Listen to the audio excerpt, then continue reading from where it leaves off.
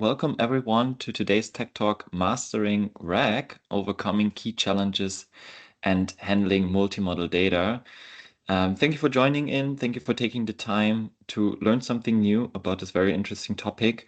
At the beginning, I will just say some words about the event today, and then we will kick it off right with the first presentations. So my name is Mark. I should see my screen. Yeah, there you go. My name is Mark. I work at KI Park. We are organizing this Tech Talk today, and I'm a program director. That means my job at KI Park is to bring together people to discuss about AI, to share recent learnings, and then to build cool projects within our community of innovators. For those of you who are new to KI Park and who's that first KI Park is, we are a nonprofit organization. We are a community of people that are enthusiastic about AI. And our big mission is to kickstart Europe when it comes to artificial intelligence in general and to the uptake of the potentials of that technology. We have organizations typically being part of our members. And as you can see, it involves larger corporates, it involves data and infrastructure providers such as NVIDIA. We have startups as being involved at the forefront, we have consultant companies, we have research organizations, and also other NGOs. So that creates a mixture of various different perspectives on artificial intelligence, and that's what reunites them all. And a drive and a fascination for the use of that, and to share forces in forcing the adoption of AI in Europe. I brought some impressions from the typical events that we are organizing. Here you can see the diversity of our community. We have the guys in the hoodies, we have people in suits, all discussing about this AI. And what does it mean for you? Well, if you have, for instance, a coding challenge, there's a community of experts that you may ask and reach out to. And if you like to engage in a project and you like to really work on AI, there's ecosystem activities going on that you can join and that you can participate in. And also learning as a key part of our community. So we have regular expert exchanges and peer exchanges with others where you can learn from them and just share wisdom on how to use best AI. And that's actually the background story of today's Tech Talk that we are having. We asked in our regular members town hall, that's an event format we are doing every 2 months. We asked what are the interesting topics that you are having at the moment. And we are usually just looking at business topics, but also at technological topics. And RAG came out as the most interesting topic at the moment to our community. So we decided to invite two great speakers today, Tarash and Asad, who are gonna share how they are using RAG and the challenges they are, how to overcome them. If you have questions today, I encourage you to write them straight into the chat box that you can find. There's a chat box and there is a Q&A section in it. The chat you can use for exchanging ideas. The chat you can use for also sharing your context. And then the question round, you can ask for putting in all the questions that you may have to the speakers. And after the presentations, we're going to have some time to reflect on your questions. So please add them there already during the talk whenever they arise, and then we're going to read them out afterwards. Also, the session is going to be recorded. So if you like to rewatch it later, or if you like to share it with someone afterwards, you will receive a link that you then may use for further purposes. So without further ado, I'm very happy to introduce our first speaker, Tarash Hnot. Tarash is the data science principal lead at SoftServe, working already for 10 years in SoftServe and having a background in cybernetics. And yeah, Tarash, I'm very happy for your keynote today. You're talking about how to overcome the big challenges in RAG, and happy for you to be here today. Welcome. Thank you, Mark. I will share my screen. I hope you can see it. Yes, we can see it. Cool. Okay, so take it out.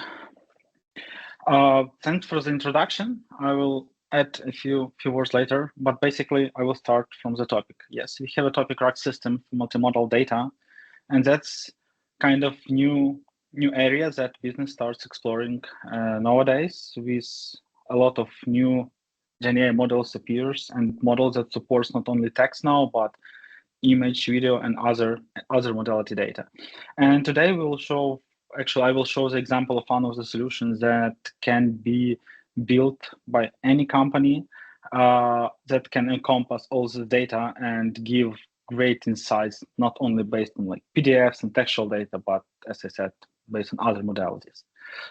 A few words about myself and about the SoftServe. So, as Mark has already mentioned, I am basically the science consultancy lead at SoftServe. I lead one of the teams, and SoftServe as a company is established its data science groups years ago. So when I joined like 10 years ago, it was already built, and some like I was not the first guy who joined it.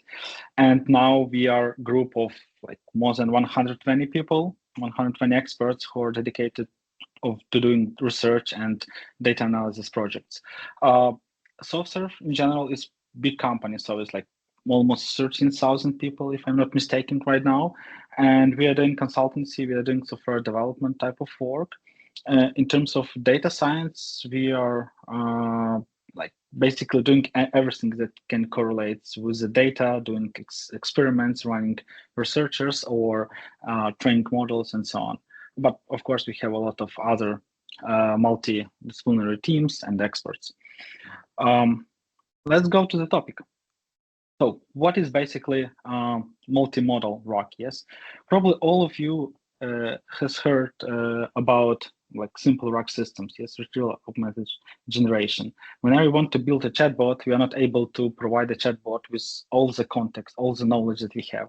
And for that purposes, if you want the chatbot assistant to be able to answer our questions, to generate us insights, we are doing kind of search. Yes, we are searching for the relevant context, and then we giving the chatbot only the relevant context. And based on this context, the system is able to generate us some answers, generate us some insights, or giving us some guidance. In terms of multimodal systems, we want the whole pipeline to support not only textual data, but other modalities. Other modalities, it means images, audio, video data. What it will give to us, like a lot of benefits. First of all, probably if you have PDFs, a lot of information, instructions, manuals, it's not only about text, yes. These documents, these PDFs contain also information like some visuals, graphics, plots. It contains some tables that maybe not super simple. And we want our system, our chatbot, our GenAI system to understand all of this information, not only text. And that's actually the first point, the first important thing that like multimodal RAG systems give to us. Second, now it becomes much more easier than it was like half a year ago, because now we have all of the biggest LLMs, like whenever we talk about GPT models or Claude or Gemini, they support multimodality inputs. That means that whenever we insert the image, we can get the explanation what is going on in this image, yes. And such models understand this multimodalities, and that makes building such RAG system much simpler. And application, it offers for us a lot of actually a lot of options, a lot of possibilities, what type of applications we can build. We can, and actually on the next slide, I have a very good examples of a few that we have developed. So we can build, like as a simple usage, we can build multimodal RAG chatbots. Yes, so we can insert documentation, we can insert videos or any data sources, and get chatbot to be able to analyze and answer information from this documentation. And actually, this solution, this is the one in the middle. Like we will illustrate and show you how it works in real time at the end of the session. Second, it's the good example. It's like intelligence monitoring. Yes, so we can connect our systems, our LLMs, to the cameras, and enable what we call intelligent monitoring. So in comparison with multiple computer vision models that will detect people, detect like some cars movements, we can leverage LLMs, and with help of LLMs, we can like actually communicate with our cameras, asking like what has happened during the night. And whenever you have 100 or like 1,000 of the cameras, you can get almost immediate outputs and summarization of all of events that that have happened. Other like cool application is a quick search. So whenever you have a cameras, for example, installed in the retail stores or shopping malls, and someone, let's say, somewhere forget their bags or whatever, so you can ask a chatbot like, please detect like red bag and where it was noticed recently, and the system can get you back the timestamps and direct camera and location. So it's super powerful tools. Shopping assistants, of course, because now we can only also understand not only text but images.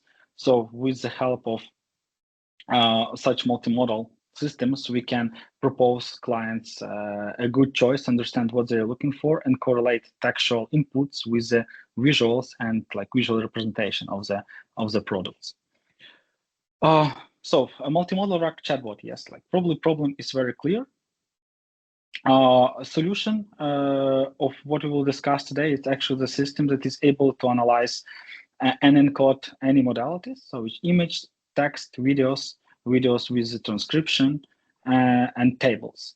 Like we have evaluated the solution and we built it on top of some documentation that we found online. It's from Dell company, so it's like different Dell servers, their descriptions, these documentations contain a lot of visuals and graphical information, and so that was the best, like, very good evaluation benchmark for us. A few words of how the solution was built itself. So it's like currently we have developed it on the AWS stack, but it's not the problem to move to any other cloud. So we just the difference would be in the main LLM model and some of the tools that we can use. For example, on the AWS, we can use TextRact, yes, to parse information from the PDFs. On other clouds, there's like other capabilities. Of course, there is also some tools and packages that can help us develop such solution on-prem. Bedrock, it's a service where we have all our main model, and we have used the latest version of the cloud for that purposes. And embed all the data with Titan. Titan is one more kind of LLM model that allows us to transform information into numbers, and then it allows us to do the search. And it's actually very good insight that recent versions of Titan supports multimodal inputs. So now we can even embed image with the text simultaneously and get the one representation of this data. There's very cool stuff like Lang Fuse that can allow you to track everything that happens within your app, monitor like how app performs, what is the number of users, and it could be very easily embedded. So it's like maybe help someone in their in their development. And overall, like I will not pause here a lot. It may be look super complicated, but basically the solution itself is not so hard. Yes, we have unified knowledge base, what is called in the LLM world LLM store, where everything, all the knowledge is encoded. And there's like different pipelines that allows to encode different type of information. Yes, for example, for the videos, we detect keyframes on the videos. Then these keyframes are described with the LLM model. We take in parallel the transcription if it's available, and save all that information in the vector store. The same for the PDF documents. We extract separately text, tables, images. We run through different pipelines to structure and get the best representation of this information suitable for the vector storage, embed everything.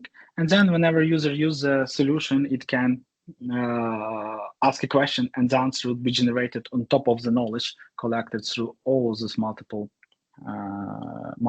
sources. That's actual examples of the data that I will show the demo in a few seconds. So as you can see, it's not super trivial and simple. We have visually structured information that may be important. So we have headers and text. We have some images and some semantics that support some of the instructions and explanations that are provided within these documents. We have videos with like some instructions are built as a part of videos, and that's also could be important data source that can be embedded into multimodal system. And that's actually what we have used. And let me switch to the second screen and I will show you how it works. I still believe I have a few minutes for that. So like interface is super simple, and that's actually, it's not like kind of solution. Yes, it's just an illustration of capabilities, what we call the accelerator, that can be very like, pretty easily reused for other data sources, for other documents, I don't know, videos and so on. Well, let's select one of the suggested questions. Let's see, the answer is generated pretty quick because we have in the system the caching functionality. So whenever the same question or similar question was asked before, we do not like run it through the LLM one more time. We just take it from the cache. So that's the first. One question Yes. shortly. Can you go closer to the zoom closer into the video so people can see it? There was one comment in the chat that it's too small. Yes. Is it Perfect. better? Thank you. Okay, thanks. So I asked a question about some model of the server. Yes. What system did? System analyzed this question and it came up that there's like the best answers, the best context can be retrieved from two data sources, from textual data sources and that's actually standard RAC. Yes, whenever we have embedded information, textual embedded information. And second data source, it's image. So system correlate this image. Probably let me open the original one if it's original page. Yeah. So that system correlates this image with like this model and provided it as additional information. It's pretty simple, yes, pretty simple use case. This one. Let's go to the another question. Paste. But you see that now LLM is able to analyze these two data sources and provide combined response. Let's go to another one.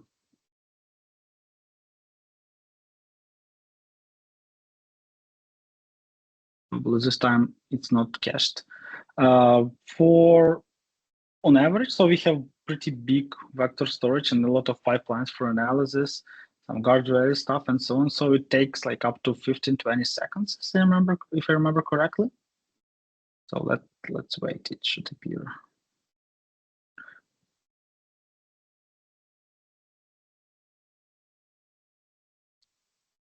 Yeah, so this time I ask about some commands that we can run in PowerShell for server setup.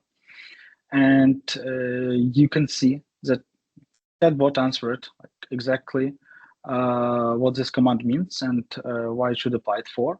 But what we are not interested in is actually the information. So this information was extracted from the frames from the video this time.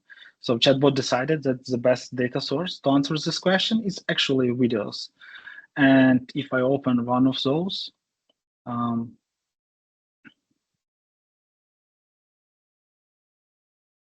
you will see that actually this video provides information and action instructions of how to run this command in the PowerShell. I will not stop here for long, but that's like one more cool applications. Let's go to one more example.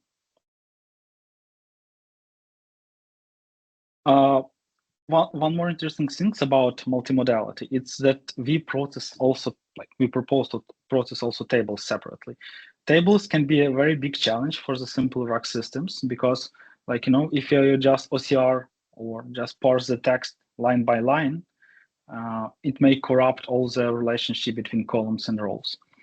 Now we can put a table as an input to the LLM and ask a question, and then LLM reads this table as an image, and it's an option, but it's not always super cost-effective option. So, like for the best purposes, we can also leverage some tool to parse it as a table, and then use some agents from the LLMs that would allow us to read the data from the tables. So, one more question: how to install intrusion switch for PowerEdge?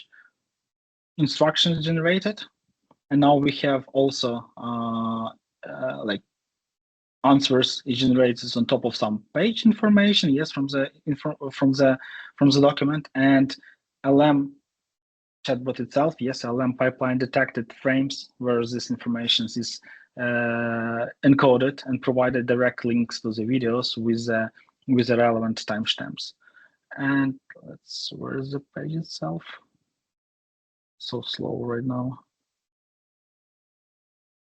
1 second.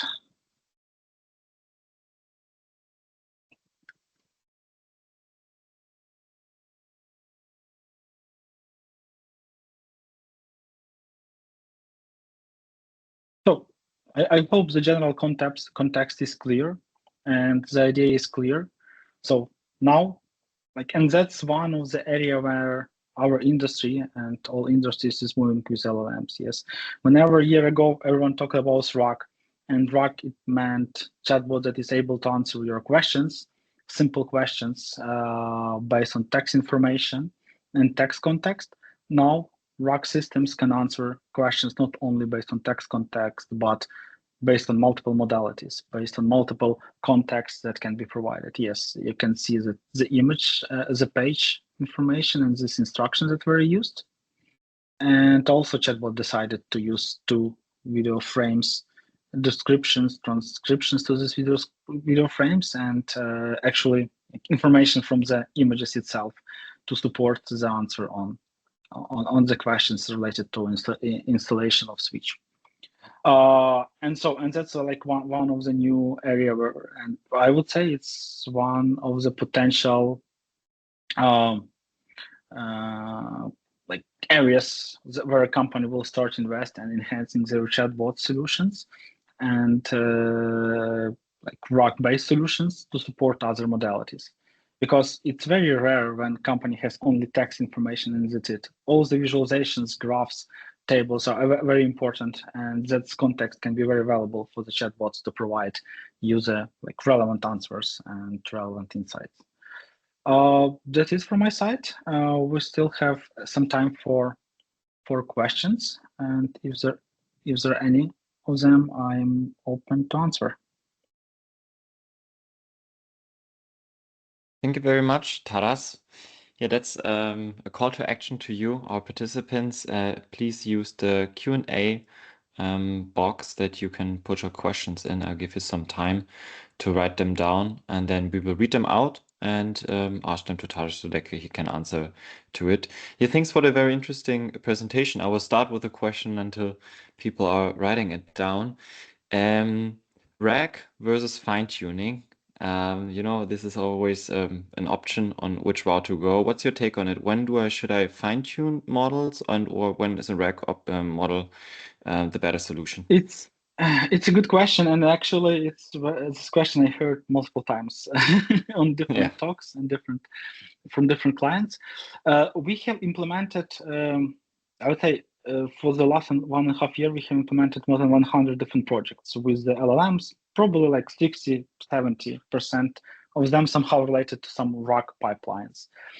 And 95% of them were about using foundational models.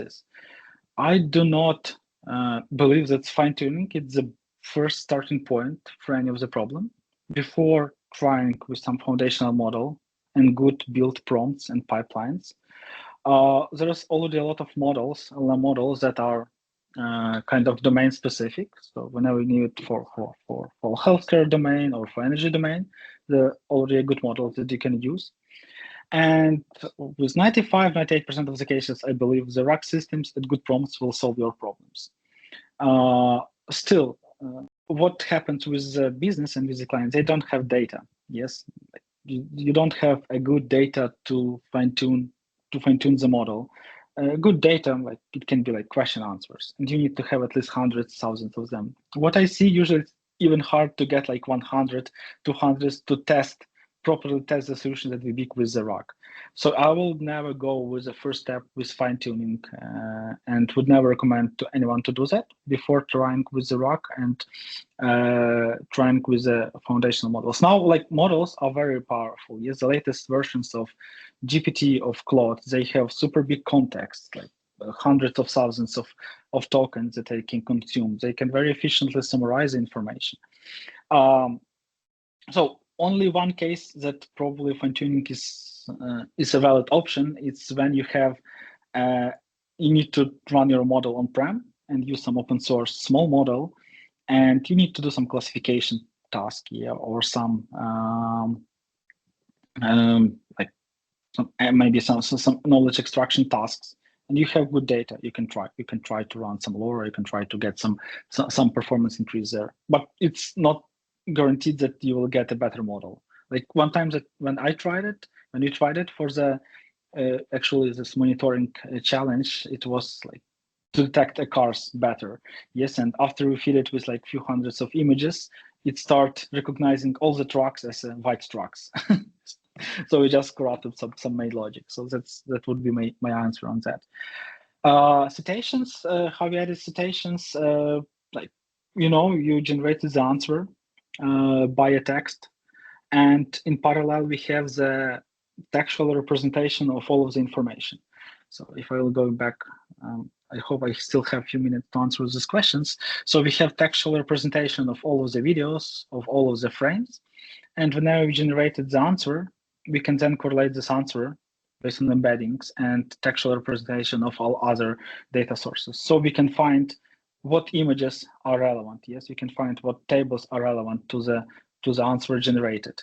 And whenever answer is generated, we also use in our embeddings, we also replace like how pipelines works. Firstly, we take all the documents, we replace within this document all the information about all the like, let's say, this artifacts, tables, images with the textual representation. Yes, so we encode tables as text, we encode images as text, and build purely textual data. And that's actually embedded into a vector store.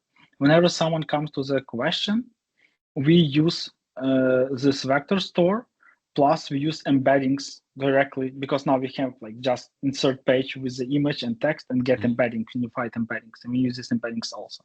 And that's actually all this embeddings a good way to find the relevant information the chatbot used and correlate with some images, some videos.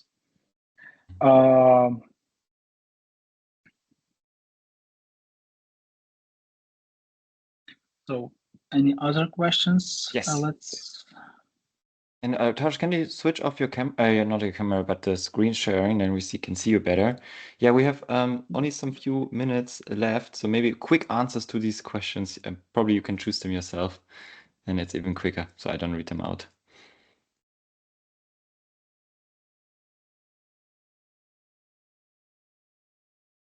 So about tables parsing, like I will check the article later. Thanks for that.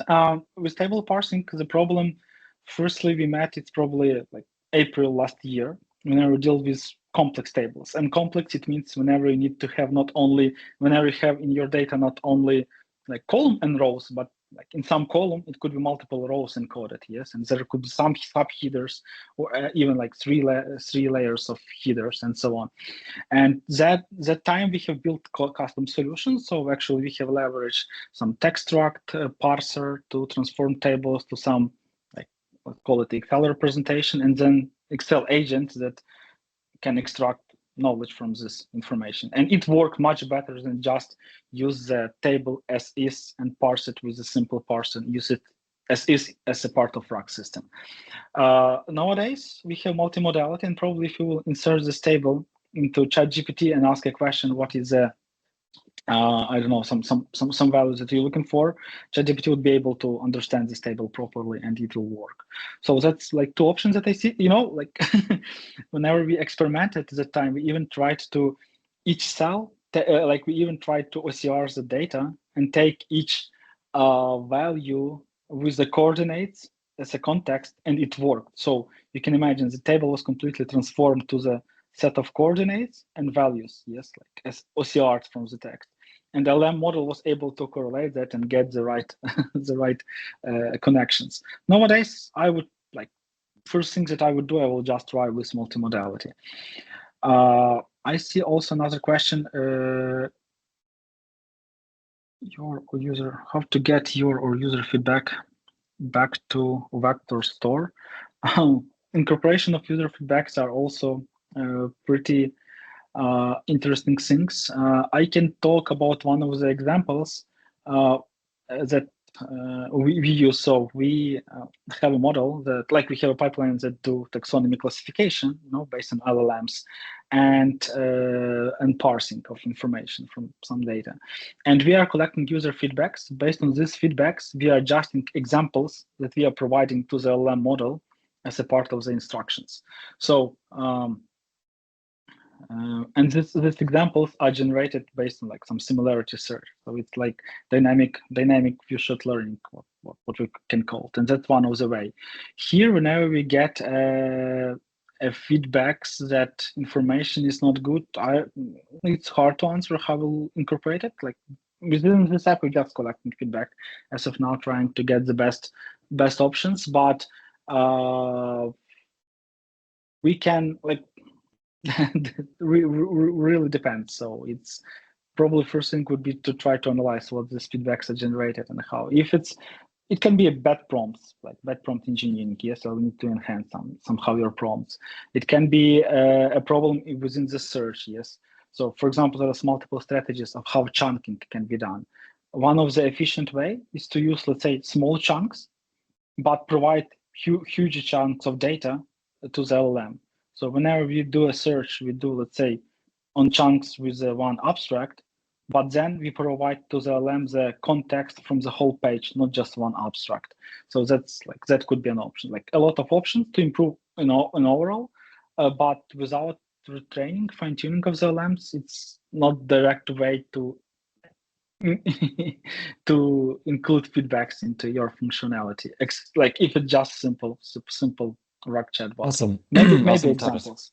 Thank you for answering these questions. There are more questions, and you can probably answer them right in the chat box, because we have another interesting presentation coming up now from Assad. So I don't want to, I want to give him also the full time to present about it.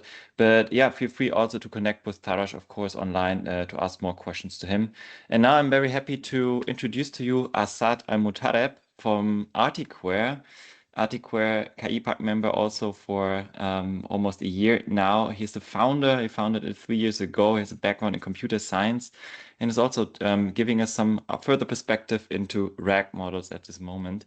Thank you for being here, Assad, and I'm happy to listen to your presentation. Thank you, Mark, for introducing me and having me. And it's been also nice experience working with you guys at KI Park and making use of the workshops you're doing. Thank you also, Taras. Interesting presentation and perspectives on multimodal RAG as they are becoming more of the norm and solving a few shortcomings. I will walk with you guys through RAG failure points as all these new techniques are coming up to take RAG to the next level. They are all built on the same foundations, and it's important to understand how to work with these in the foundations first. To myself, as Mark said, I'm a founder of artiquare. I have a background in IT, worked a long time in the production automation, automotive sector, and then and the in-car automation. Artiquare focuses on knowledge-driven automation. We do that now for almost 3 years, as Mark said. And since last year, we built also autonomous AI systems for knowledge retrieval and process automation with a focus of customer success, so sales, post-sales, so customer service, self-service processes. And you can guess this needs a lot of RAG, and we built a lot of RAG based on that. So we know a thing or two about how to improve these pipelines and what can go wrong. Yep, wrong window. So today I will go with you through the key challenges in RAG, and then we'll look at the optimization of retrieval for the generation, and go with you with a small practical pipeline that we built in the past. But before I go, I would like to ask you, what are the key challenges or the biggest challenges you guys are facing with RAG? To give this a better direction, fit more your the issues that you guys are facing. Just drop it in the chat. I will look into that, and we can go address them hopefully through the course.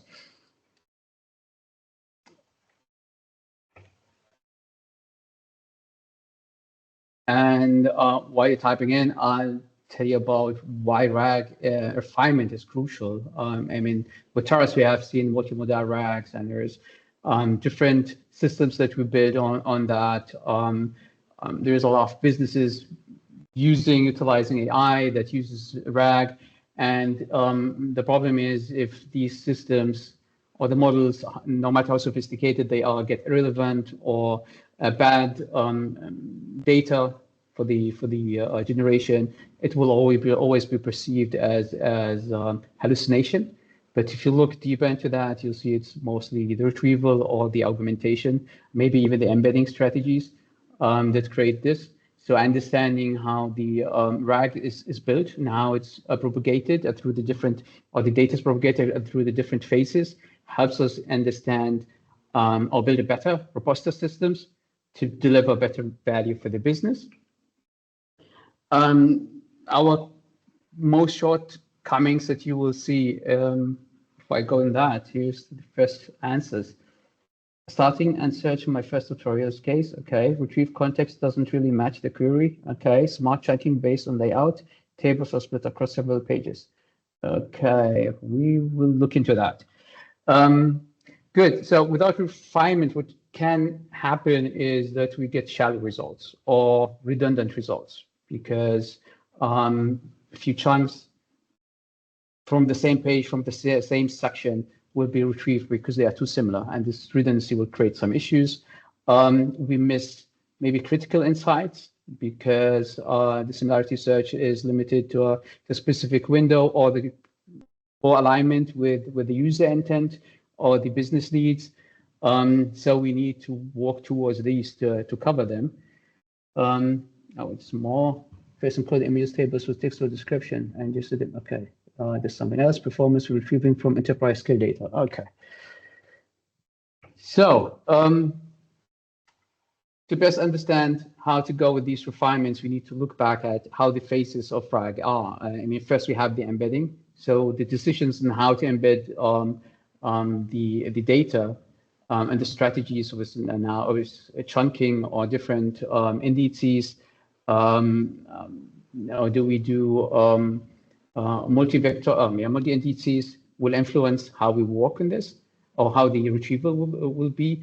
Retrieval strategies will also dictate what the quality of the information we'll be getting, and the augmentation means, can we align this right to the query? And finally, the generation is the last step. As the model will do that, any correction at that level, you'll see things like corrective RAG and agentic that will use sophisticated models to fix or to improve their generation. But this is the most expensive one, and this is the last step. So you're already cleaning whatever flaws have come into the system, and understanding where to address them right will help you get a cleaner system that's faster and it's more focused and concise in its generation.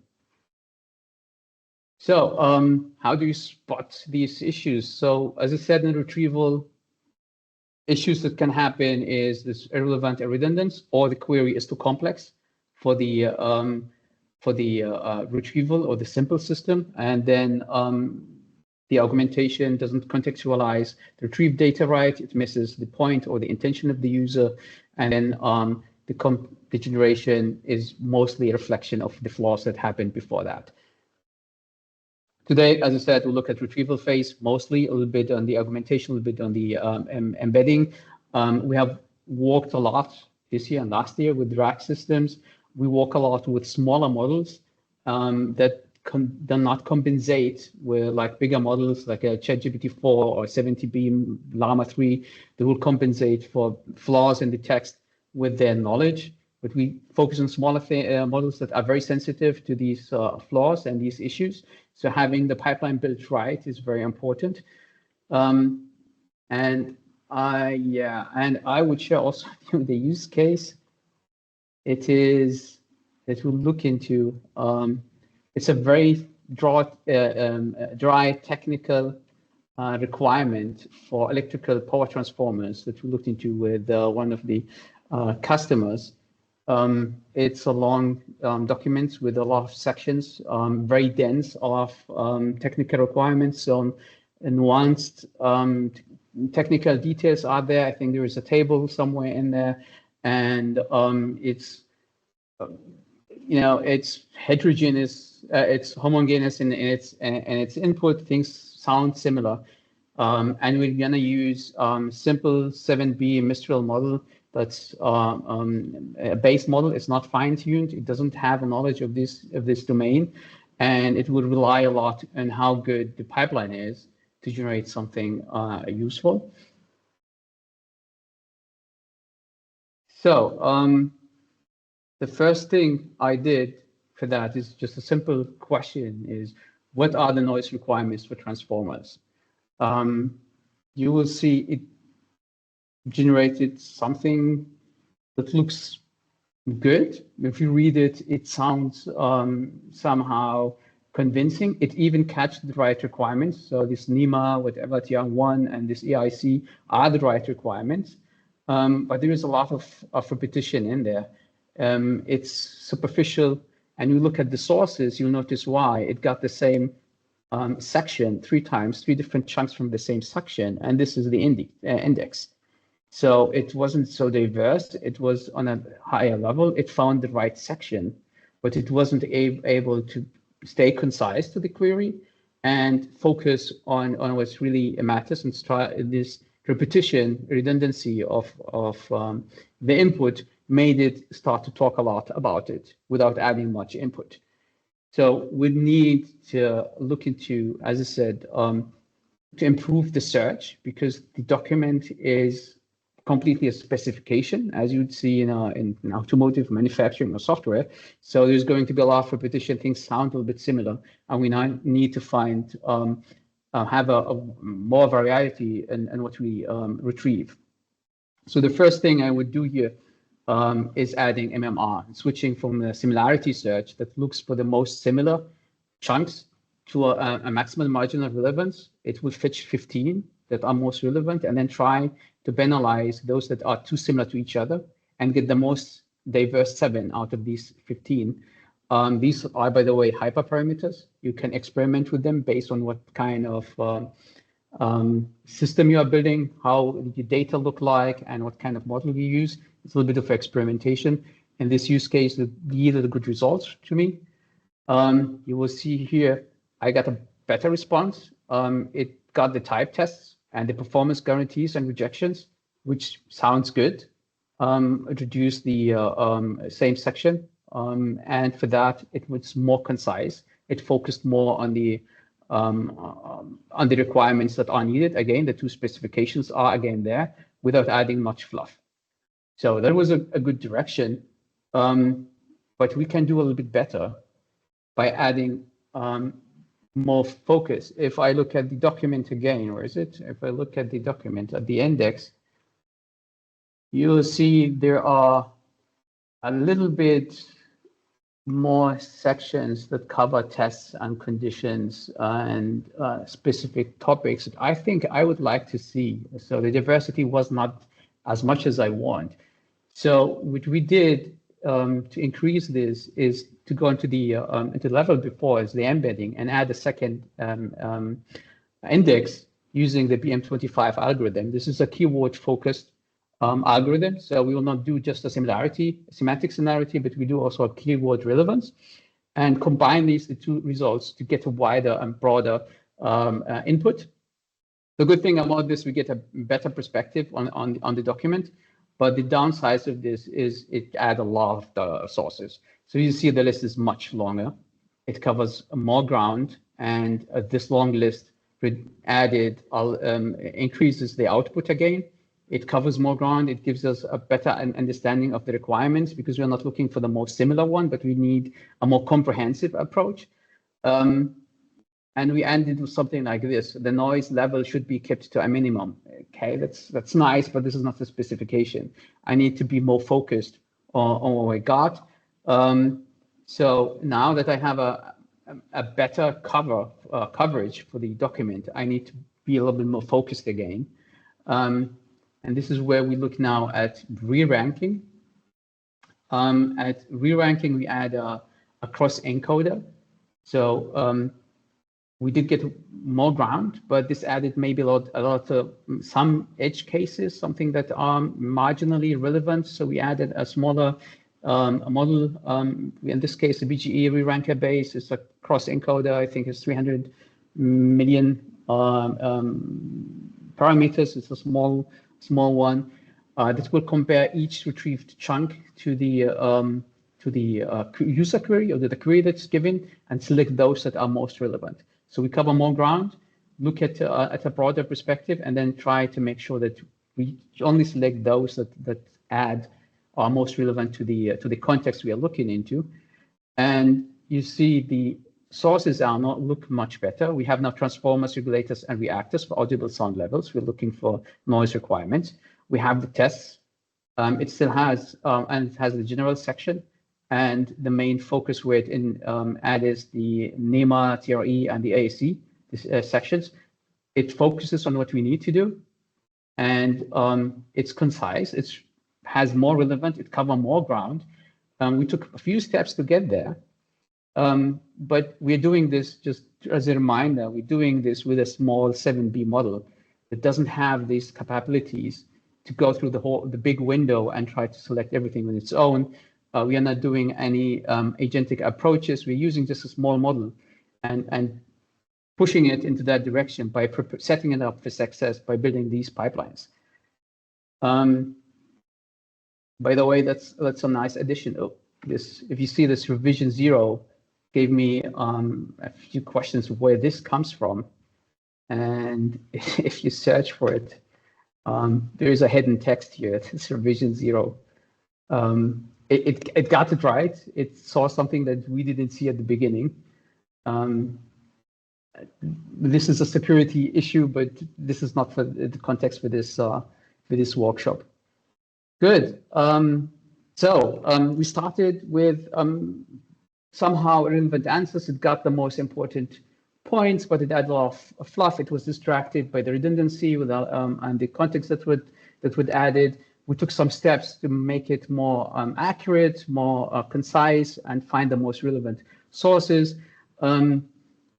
These approaches are also easier to implement because at the end of the day, we didn't work with the big model. We didn't use tokens. It all was done mostly locally. The re-rank cross-ranker can be hosted locally. The 7B model can even be hosted in 1 GPU with 24 gigabyte. And we just improved the search and the retrieval to a degree. The embedding, but this can also be a little bit complex. We can look into that in another workshop. And this is how we add step by step. As I said, refining the pipeline until we get what we wanted. And I'll repeat this again. Here's an overview of how we get better relevance, better diversity, and higher accuracy as we added these and combined them together. And the most important thing to look into that and RAG is just garbage in, garbage out. The models try to compensate, they try to synthesize whatever you give them, but the better the retrieval is, the better the embedding of the data, the easier you're going to have it in building your system and getting more significant gains and getting more relevant and concise responses without deploying something more complicated like a corrective RAG and adaptive RAG and React agents and stuff like that. So looking at the time, beyond retrieval, I didn't have the time to squeeze this in, is the React agents, just a small peek preview. This is the output from the React agent. I didn't grab the source myself. I gave it the option to select them for me. It's more accurate. It gives more response, reflects more accurately on what's needed to be done. But this is again a more advanced approach.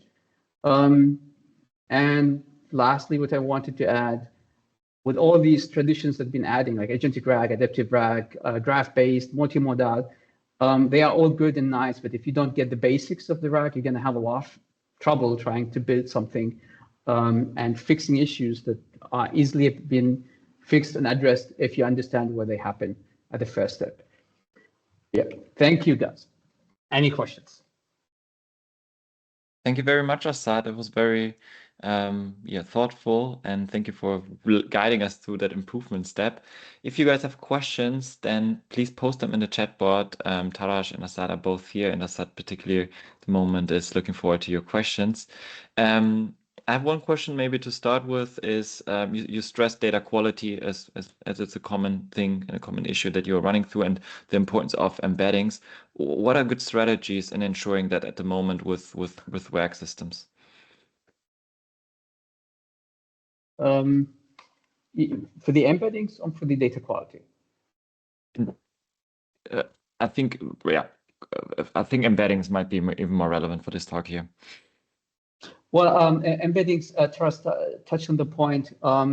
It's important to get a smaller chunk size and be aware of the context window of the embedding models. I've seen people do like 1,000 character window, and the embedding model has a window of 256 or 512. It's not going to work very well. So being aware of what's chunking you're using and what's the context window of the embedding model is important.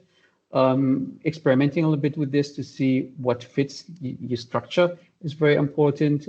Issues we'll run into, also addressed earlier, is tables, images. So how do you handle this to chunk this in a good way? To use a secondary index, that's like we did here with the BM25, to use a clip to get an understanding of the images and just save the descriptions. These are strategies that will influence how you work later, what kind of freedom you have after that. So putting some thoughts is important. And it's my opinion, there is no one size fits all. It depends what kind of data you have or what's the goal of the task. So at the beginning, it's a little bit of experimentation, but you get a feeling which strategies works best with time of what kind of data. Awesome. Thank you for sharing. And you also posted a blog post here in the chat, but to do some further reading about it. Looking at the previous post in the chat board about the challenges that are out there, I mean, Jan from Needle AI said smart chunking based on layouts is an issue to him. And then these tables, they split then across the several pages. Is there something that you can say to Jan immediately what he can do in order to avoid this issue? There are better strategies, especially for tables. So BDFs in themselves are an issue because they are created for human and for machine reading. So you usually lose the context of where the headings are and the tables, and they get all messed up. There are specific embedding models that look at the table and create a summary of them before chunking them, because as you chunk them, you lose the whole relationship. And as Tara said, you can do it with Tesseract, but this takes some time. You try to read them, it takes compute power. There are other strategies that build on OCR and try to extract them. We have tried a few of them. It depends on the overall strategy, but I wouldn't use a simple embedding. So we have over the time built a sophisticated pipeline to create these models where we add metadata, we chunk in different strategies. We utilize specific models that will extract these images and extract the tables. There are libraries like unstructured IO that are like go-to for, they have used BDFs, they use they extract images, they extract, make it easy, they are easier to start, but my opinion, if you don't know what the data is and you specifically address it, these automatic generated resources are a good start, but are not a very good fit. They are suboptimal usually. Awesome. Thank you very much for the answer. Maybe last question then to you. Robert posed the challenge of performance issues, especially when he's working with large scale data. What can Robert do about it? There are different strategies with this. I mean, you can go with a model with a vector store that's built for this, like Phase. It's built for distribution and high performance. You can distribute your vector stores depending on domain or section, and having a router that will diverse this to the right section. It makes the search faster. It means more focused because you know what you're looking for, but you'll add a layer of complexity because you have to reflect on the query and understand where to send it. Depends at the end of the use case, but these are the two approaches that we have done so far. Awesome. Thank you very much, Asad. Thank you very much, Taras.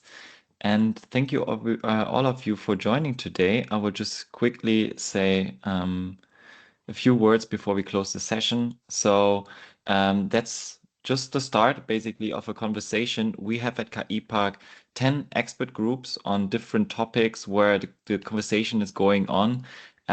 We have domain-specific one, for instance, in the automotive sector, in the financial sector, but also cross-sectional ones like AI and infrastructure.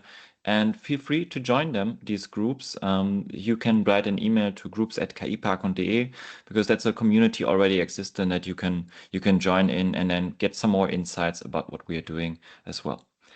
And yeah, that was almost the last event of KI Park this year. Tomorrow there's going to be the last one, which is sold out at the moment and is focusing more on AI and projects. But yeah, I want to close with a warm thank you for joining this event today, and thank you for being part of the community. Next year, we are already preparing for next year our new upcoming events, and there's going to be more topics on AI, on various industries and various sectors. And if you like to learn more about it, I think the first step ahead is the newsletter that you should subscribe to. We will send you the link towards it to be informed about the new upcoming things that we are doing. There's much in the pipeline, and yeah, we are looking to grow that community, and thank you for your interest and being here today. As I said, again, we have recorded the session. We're gonna push it online, and then you can rewatch it, share it with your colleagues. And Taras and Asad will also are willing to share the slides that they have presented with you, so you will get the contact details from them as well. And then if you like to get the slides, you can just shoot them a message to then get into further communication and, of course, retrieve the slides and learn more about their work and how you guys can connect. And probably you guys are also on LinkedIn, so shoot these persons a contact request. And with that being said, thank you very much for joining today. Thank you, Taras. Thank you, Asad. Thank you all for being here today. And yeah, having a glance at RAG. Awesome, and bye-bye. Thank you for having us. Bye. Thank you. Bye-bye.